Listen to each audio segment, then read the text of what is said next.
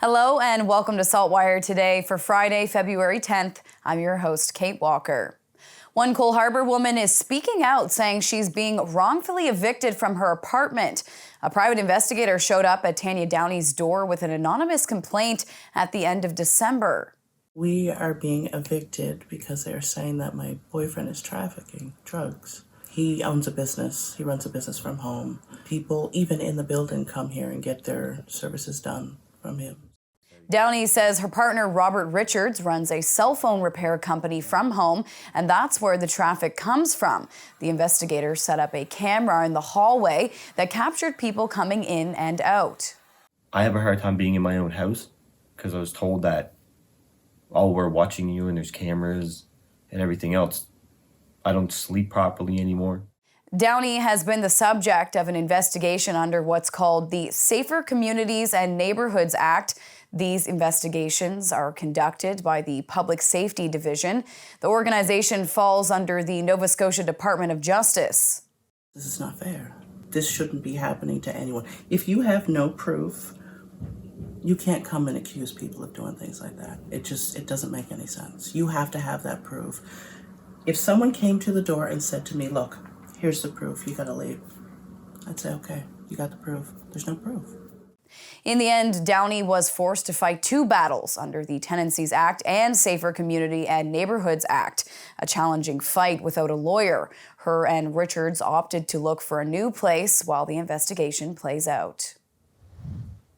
A lawyer representing the Federal Justice Department has requested the dismissal of a claim by the Nova Scotia mass murderer's spouse that charges against her for transferring ammunition were, quote, trumped up and baseless. Lisa Banfield was the longtime common law spouse of the gunman who shot and killed 22 people in Nova Scotia during a 13-hour rampage in Portapique in April of 2020. In her lawsuit filed last fall against both the Nova Scotia and Federal Justice Departments, Banfield alleged a malicious prosecution and conspiracy while alleging that the charges were only laid to distract from alleged RCMP negligence in the handling of the mass killings file after the announcement of the Mass Casualty Commission. The notice of defense denies any breach of Banfield's rights or unlawfulness or the negligence on the part of the RCMP in its investigation and the decision to lay charges. It also says, quote, the RCMP made the decision to lay criminal charges against the plaintiff after determining that there were reasonable and probable grounds to believe she committed the offense and that laying the charge was in the public interest. Banfield is seeking unspecified general and special damages from both the province and federal government. Librarians say Halifax Libraries need more funding to buy materials so that they don't fall even more behind than they already are. Staff pitched their 2023-2024 budget to the Budget Committee today, and they're asking for an ongoing increase of $300,000 that would help offset the soaring costs of materials and higher demands from a growing population. Usage at the 14 locations in HRM has shot up since 2020. Material costs are more expensive and wait times have grown longer. All that means more people are using libraries, but the resources are growing thinner. Massive renovations and an addition to the Keshe & Goodman Public Library in Clayton Park are underway. There are also plans for the redevelopment of the Halifax North Memorial Library on Gottingen Street, which is deteriorating in an old building. A new library branch in West Bedford is also up in the air. It's time now for another edition of Wined and Dined with SaltWire sommelier Mark DeWolf. With Valentine's Day around the corner, Mark has a wine he thinks you'll be sure to love. So this week I'm taking a little virtual tour to Argentina, and I'm doing it with Piedra Negra Pinot Grigio. So you might think Pinot Grigio, Argentina, a little odd, but a lot of Italians migrated to Argentina over the last 50 years, so it's not really that odd. Now, let's talk about the wine itself. So initially, when I'm smelling it, it's a bit sulfurous, though. What I think it's reductive winemaking. So that just means that they made the wine in a very inert container. So a lot of that sulfur had nowhere to go. So once you open it and pour yourself a glass, if it has a little of that, burnt match smell, just wait, spin it. It'll probably go away. And this wine, it has, right? So perfectly good. So now it's smelling a little more like pear fruit. You know, it's got a bit of a darker color than you expect from a Northern Italian Pinot Grigio. So that leads me to think a little bit of skin contact. The winemaker was trying to coax a little extra flavor out of the grape. And I think that's exactly what they did, you know. A little fuller than your Northern Italian Pinot Grigio. Lots of the pear fruit you like, but a little back end astringency. Great wine for first courses. So Piedra Negra, Pinot Grigio, great wine to enjoy with a simple meal. And for more wine tips and recipes, head to the Wine to Dine section of saltwire.com. It's time now for a glimpse of today's Thinking Out Loud with Sheldon McLeod. Today, Sheldon is speaking with Fabienne Colas, the woman behind the upcoming Halifax Black Film Festival. As you point out, starting in Montreal and now here in Halifax, other cities across this country, how this feels for you to be, well, someone who was recognized as one of the fabulous 40 under 40, and how we have been able to watch this all grow together and become this huge event.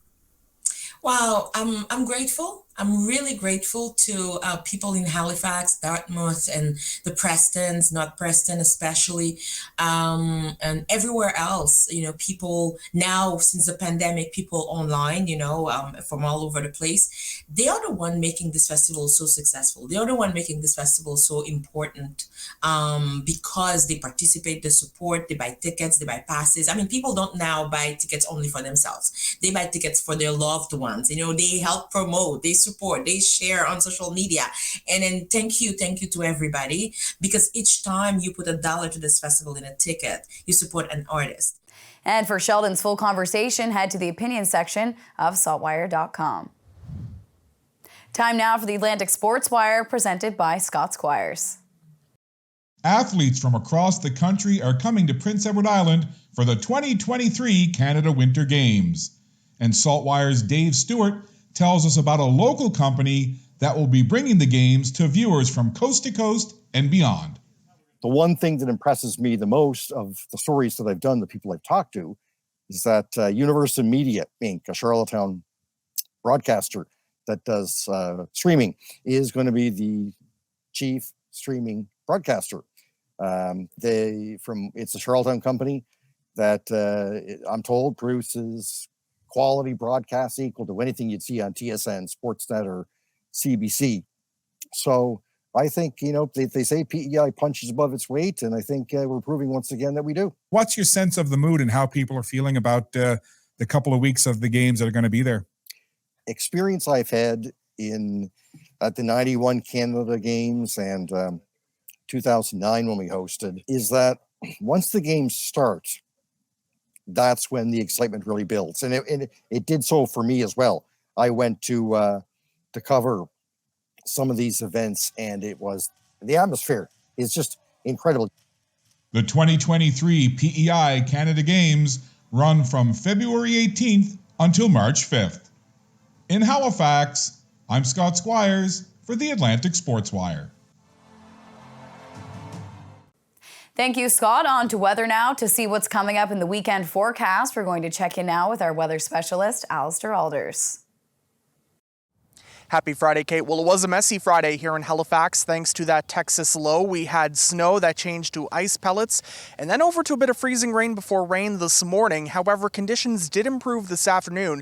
We still had a few lingering showers, but mainly just some drizzle, and as you can tell behind me here, some fog. Conditions will gradually improve as we head through the upcoming weekend.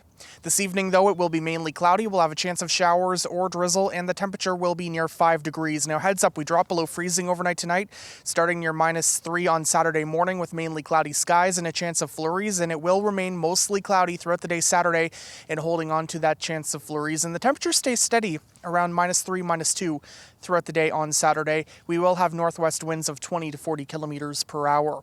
And then Sunday's looking pretty nice right now with a mix of sun and cloud and heading up to 4 degrees for the daytime high. So overall, the weekend isn't looking too bad, but Sunday's certainly the pick of the weekend. I do want to give you a heads up, though, that I am watching a storm offshore for later Monday into Tuesday. could impact us here in Halifax. However, there is a lot of uncertainty right now, just in terms of how much snow or ice or rain we could get if it does impact us. I will be keeping a very close eye on it, though. I'll have updates here early next week, but I'll also be updating on my social media channels throughout the weekend. Have a great weekend. Kate.